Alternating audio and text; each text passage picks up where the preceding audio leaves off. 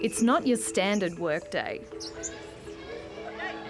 This corporate retreat lures business leaders to Byron Bay for 4 days of yoga, ice baths and guest talks that dare to imagine a new way of working. And you can bring the kids too. So often people are just in the 9 to 5 and the grind, and they're just kind of going through their life rather than sort of stopping and actually taking time to think about where to next. And you don't have to veer away from... Sarah Pirinelli, the event organiser, is speaking from experience. She used to work in corporate banking and remembers how her work habits changed in her late 20s when she was able to log into work emails from her phone. I remember sitting there and actually doing the math and realising that the first thing that I did when I woke up at 5:30 in the morning was check my phone and do some emails, and then, you know, I would be pretty much on until 11 p.m. at night. You kid yourself by saying, oh, I'm just checking this or I'm just doing that. But every time you're doing that, you're interrupting your flow, you're interrupting your life, you're taking yourself away from other things. The decision to drastically change her life came after she nearly lost it. I ended up having a burnout, a transient ischemic attack, which is a mini stroke. And as a result of that, that was the wake-up call that I needed to really start thinking differently about my health and about my well-being and about, you know, this notion or this fallacy of balance. Sarah pioneered a new way of working, bringing kids to work events, encouraging her team to meditate, work flexible hours or cut back to 4-day weeks. Her team was often the happiest, but also the most productive in the company. Now, the mum of 5 is on a mission to normalise flexible working. There's just so much possibility out there, and so I would love us to continue to explore that and be the country that creates the change that other countries look at and go, yeah, that's the future of work. That's how we should be working. Research shows we are becoming addicted to work. A survey by the Australia Institute found employees were doing around 5 hours of unpaid overtime each week. That adds up to 7 weeks of free work a year. HR consultant Ellen Hooper says the shift is partly due to new technology and a push for flexible working hours, which became the norm during the pandemic. We actually invited our employers into our homes. And now that they're in our homes, it seems like maybe they're there to stay. We're working on our commute into work. We're working during our lunch breaks. We're just constantly available.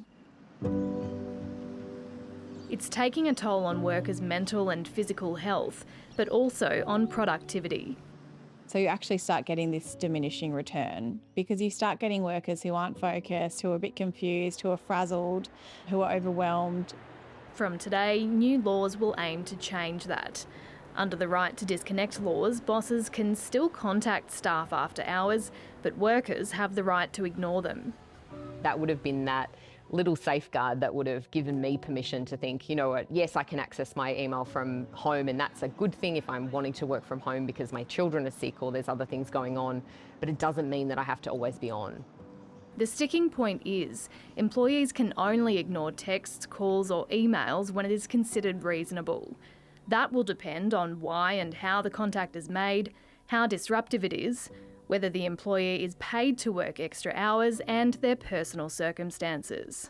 I would expect that employers and workers are very capable of having conversations about what their workplace is like, what reasonable contact after hours looks like and what unreasonable contact after hours looks like. It'll be up to workers to push back if they think their bosses are overstepping. Employer groups say those conversations would negate the need for the laws in the first place. It overrides common sense. Most of the issues that are going to arise here can be very effectively dealt with by 98 or 99% of businesses simply by applying common sense. People need these sorts of protective measures because they're not feeling empowered to have these conversations at work. Ultimately, disputes will be settled by the Fair Work Commission. Certainly, I think there's a real risk here to businesses that we're going to see litigation that we wouldn't have otherwise seen happening. Businesses with fewer than 15 workers are exempt for now, but the same rules will apply this time next year.